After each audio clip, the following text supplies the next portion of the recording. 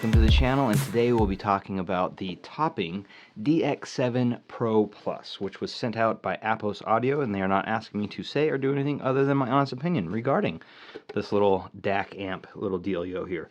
So this is an exclusive from Apos Audio, and it's pretty cool. So we'll dive right into that here and find out what this thing is capable of and whether or not I am preferable to it or not. So let's dive right in. Alright, so right off the bat, let's talk about the build and aesthetics of this.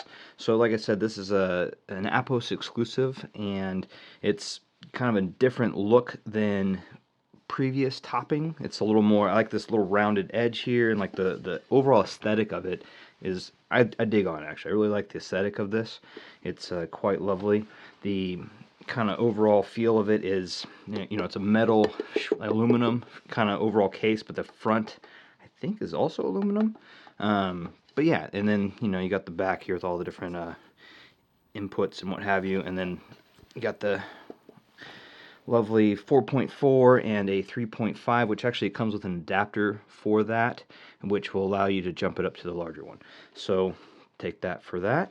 And also, yeah, balance, can't forget balance. So this thing is a pretty fun little DAC amp, and it comes with a remote, and the remote is, you know, plasticky. It does its job, but it's a plastic remote. It's pretty typical Topping build quality. It's not horrible. It's not anything that I would be offended by, but it is plastic, so take that into account.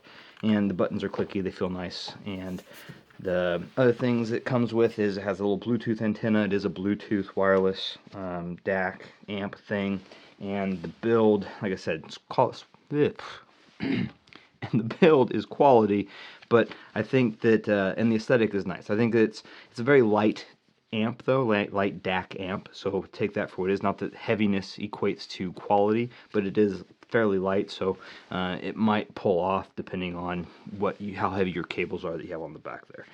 And let's see, the next thing I want to talk about is this manual that it comes with. It has charts for THD and all that other fun stuff if you're into that. I could really rather care less, to be honest with you. So let's get into how this sounds. But also, real quick, this is not the easiest to follow manual, by the way. I still haven't figured out how to turn on Bluetooth. So take that for what it is. This is not me evaluating this off the Bluetooth wireless. I could not get the Bluetooth to turn on. So and that's probably user error, so take that for what it is. Next thing in, though, talking about is the actual sound, and I want to say, for me, there's multiple different levels as the PCM for like 1 through 5, I think, or 1 through 6. It's in the manual. But I ended up falling on, I think it was like 2 I liked, and I think 4 and 5 were my preferred kind of or like the signature sound, I guess. It also has this thing where it will emulate like a transistor, like a tube amp, or like a different types of amps. Honestly, I didn't really notice too much of a difference with that one. It did seem to be a little bit smoother with the tube amp version, but it was not like a massive swing in change of tonality or sound signature or anything like that. It was just kind of maybe a little bit smoother. And same with the furs. They just kind of did the, you know, classic fur stuff where they roll things off, become more linear, become faster roll off, that kind of thing. And so, you know, find it to your preference. And a lot of people won't even be able to hear the difference. But if you do, just pick the one that you like the best and roll with it from there. And then going into the actual overall sound profile of this is an ESS Pro DAC chip that's in this, I believe. And so this is, I think this is the top of the line one as well. But so I'm not a fan of ESS DACs. It's not my preference. It's not that they're bad, it's just for me, I'm not the biggest fan of them.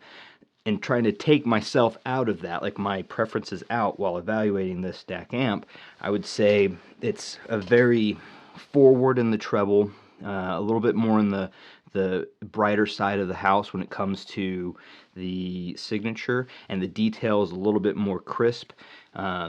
I'm more of a, I like R2R and I like AKM DAC chips. If I was going to go off the shelf, AKM would be the one I'd prefer.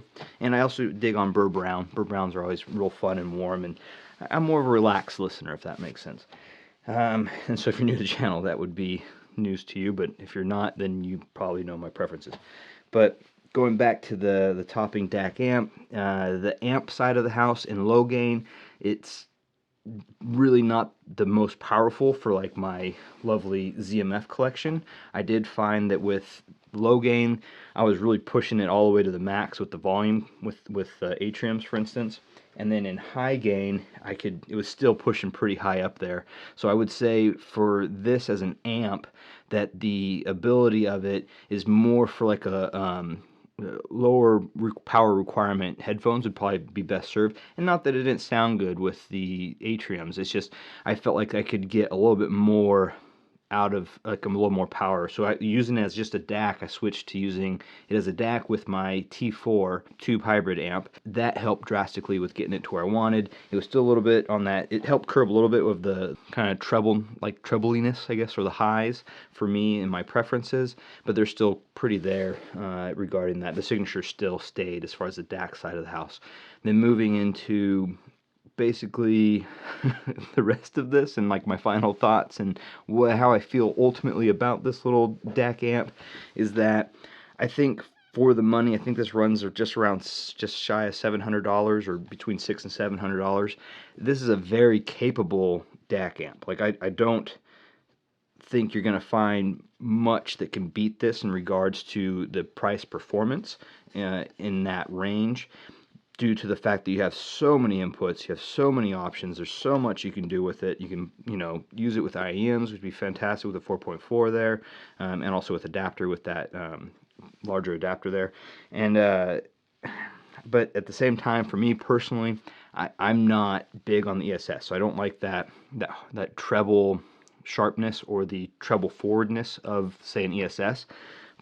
But like I said, taking myself out of it, is performs great. So if you like a little more treble forward and a little more detail, like it's a little bit more sharp detail, this is pretty great. And if you like to pair like a sharper detail or treble forward with something that's a little more warm and a little more smooth, this could help balance that out and get you a different signature that way.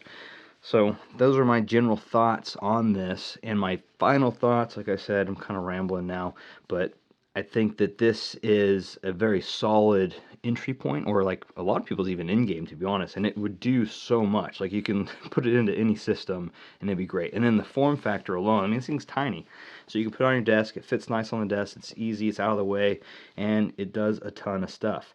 So, preference aside, this is a pretty fantastic DAC, like as far as all the features and even the sound signature. If one were to be more inclined to that sound signature, this would be pretty hard to beat.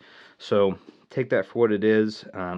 But at the end of the day, for me, preference-wise, I'm not the biggest fan of the ESS, like I've been saying consistently now. So it's definitely not something that I would personally keep on my desk. But I think that it's a, well built, well put together, and it does its job. So yeah, with that, I think I'll let everyone have their morning, afternoon, and or evening back. So cheers, everybody, and thanks for stopping by to talk with me about this lovely DX7 Pro Plus exclusive to Apos. So cheers, have a good one.